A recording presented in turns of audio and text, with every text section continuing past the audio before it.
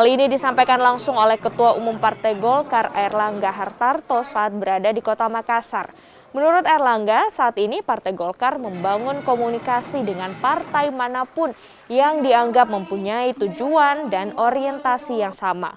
Komunikasi yang dibangun dengan sejumlah partai untuk membuka koalisi menjelang Pilpres 2024. Koalisi ini pun nantinya disebut sebagai koalisi nasionalis dan religius.